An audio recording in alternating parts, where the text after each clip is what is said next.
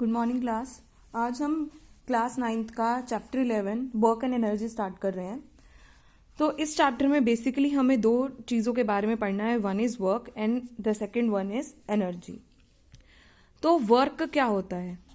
Work in the terms of physics is said to be done when force on an object produces displacement.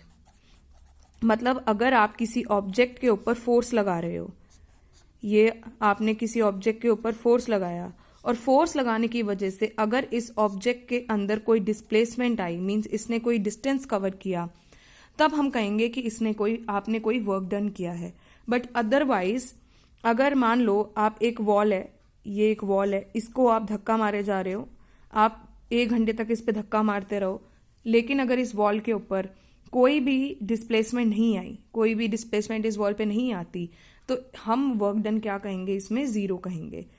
बेशक आपके muscles के अंदर stretching हुई है, आपकी मसल्स में वर्क डन हुआ है, लेकिन आपका इस वॉल के ऊपर जो वर्क डन होगा that would be 0 because there is no displacement on this wall. So what are the two conditions? So if you want to learn that what are the two conditions which are essential for work to be done is that a force should act on an object, object के ऊपर force लगना चाहिए। दूसरी चीज क्या होनी चाहिए? Force लगने के बाद the object must be displaced. उस ऑब्जेक्ट के अंदर क्या आनी चाहिए? डिस्प्लेसमेंट आनी चाहिए, क्योंकि अगर फोर्स अप्लाई करने के बाद भी अगर कोई भी डिस्प्लेसमेंट नहीं आती तो वर्क डन जो है वो 0 होगा। ठीक है, तो अगर आपने मान लो ये एक पर्सन है, उसने इस ट्रॉली को मूव किया, चाहे अपनी तरफ खींचा चाहे अपने से दूर भेजा, इस ट्रॉली के अंदर अगर डिस्प्लेसमेंट होती है then work is said to be done. तो वर्क डन को हम क्या कहेंगे? Work done is equal to force into displacement, या फिर हम इसको कैसे कह सकते हैं? Work done is equal to F into S, या फिर simply just F W is equal to F S, where F is force and S is displacement. तो अब यहां से अगर हम वर्क की यूनिट देखें तो यूनिट क्या होगी? Unit of work done. Force की यूनिट क्या होती है? न्यूटन होती है। और डिस्टेंस की यूनिट क्या होती है?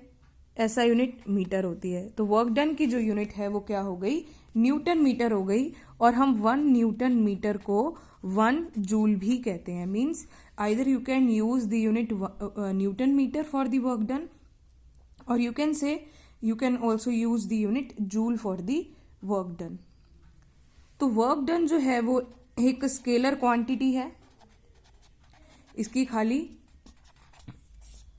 मैग्नीट्यूड होता है, इसकी कोई भी डायरेक्शन नहीं होती। अंडरस्टैंड? तो जैसे अगर आपको एक क्वेश्चन पूछा जाए, आपसे एक क्वेश्चन पूछा जाए, a force of 10 Newton is acting on an object. ये एक ऑब्जेक्ट है, इसके ऊपर 10 न्यूटन का फोर्स लग रहा है। मीन्स हमारे पास फोर्स कितना है? 10 newton. The object is displaced through 5 metre. ये ऑब्जेक्ट जो है ये कितनी दूरी तक गया? ये गया 5 मीटर की दूरी पे। तो means S is 5 metre. What is the work done? Work done आपको कैलकुलेट करना है, तो आपको वर्क डन का फॉर्मूला पता है which is F into S. So force is 10 and distance is 5, so work done is 50 either you can use newton metre या आप क्या कह सकते हो? 50 joules. So this is work done. अगर हमें 1 न्यूटन मीटर को डिफाइन करना हो तो क्या होगा? when 1 Newton force displaces the object by 1 meter। अगर कोई एक 1 न्यूटन का force, work done 1 newton metre कब होगा? जब 1 न्यूटन का फोर्स होगा और 1 मीटर की डिस्प्लेसमेंट होगी। तो 1 न्यूटन मीटर वर्क डन कब होगा? जब 1 न्यूटन का फोर्स किसी ऑब्जेक्ट को 1 मीटर से डिस्प्लेस कर देगा, तब हम फोर्स को क्या कहेंगे? जब हम वर्क डन को क्या कहेंगे? 1 न्यूटन मीटर कहेंगे। ओके स्टूडेंट्स, सो हमने वर्क डन समझ लिया। अब 3 टाइप के वर्क डन होते हैं। एक होता है positive work done, then negative work done, and third one is the zero work done. Positive work done कब होता है? So positive work done, negative work done and zero work done. Positive work done कब होता है कि जिस direction में हम ऑब्जेक्ट के ऊपर फोर्स लगा रहे हैं उसी डायरेक्शन में अगर ऑब्जेक्ट की डिस्प्लेसमेंट होती है तो उसको हम क्या कहते हैं? पॉजिटिव वर्क डन कहते हैं. तो मतलब एक तरीके से जो फोर्स और डिस्प्लेसमेंट होता है उनके बीच का एंगल जो है वो 0 डिग्री होता है. तो मतलब पॉजिटिव वर्क डन में अगर आपसे पूछा जाए कि फोर्स और डिस्प्लेसमेंट के बीच में क्या एंगल होता है, तो एंगल होता है 0 डिग्री का.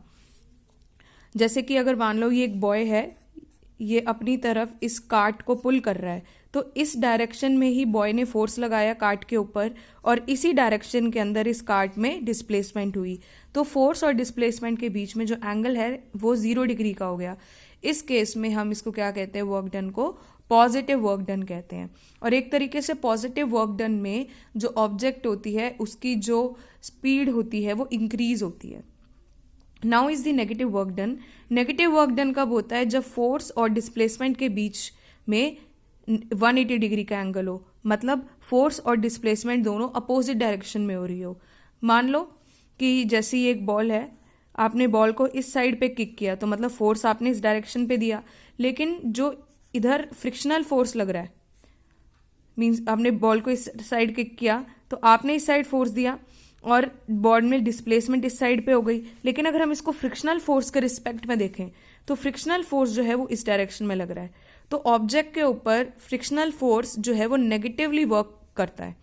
वो ऑब्जेक्ट की जिस साइड पे ऑब्जेक्ट चल रहा होता है, जिस साइड पे ऑब्जेक्ट की मोशन होता है, उससे अपोजिट डायरेक्शन में जो फ्रिक्शनल फोर्स है वो एक्ट करता है. मतलब फोर्स और डिस्प्लेसमेंट के बीच में 180 डिग्री का एंगल होता है. Now is the zero work done. Zero work done कब होता है? जब force and displacement they are perpendicular to each other.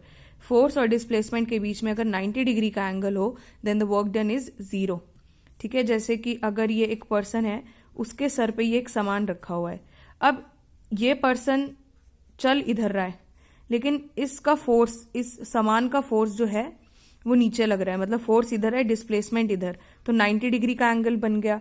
अब इस पर्सन का work done on this object that is zero because the force is acting downwards and the motion is on the right side. ये इस side पे move कर रहा है, force नीचे लग रहा है, तो 90 डिग्री का एंगल बनने की वजह से the work done is zero work done. ऐसे ही अगर कोई भी एक ऑब्जेक्ट सर्कुलर मोशन में होता है, उस केस में भी वर्क डन जो होता है वो जीरो होता है. जैसे कि अर्थ का सन के अराउंड मोशन, या मतलब और प्लैनेट्स का सन के अराउंड मोशन, या सैटेलाइट्स का प्लैनेट्स के अराउंड मोशन, जैसे कि मून का मोशन अराउंड द अर्थ, या इलेक्ट्रॉन्स का motion around the nucleus of the atom, उस सब में जीरो वर्क डन है. क्योंकि जैसे मान लो एग्जाम्पल ये अर्थ है, अर्थ को सन अपनी तरफ सेंटर में खींचता है सेंट्रीपिटल फोर्स की वजह से, लेकिन हर पॉइंट में सर्कुलर मोशन में ऑब्जेक्ट की टेंडेंसी होती है कि वो टेंजेंशियली चला जाए, तो फोर्स इस साइड लग रहा है और मोशन जो है, डिस्प्लेसमेंट जो है वो बाहर की साइड को है, तो इनके बीच में 90 डिग्री का एंगल बन जाता है. And this is why the work done by an object while moving in a circular path is zero.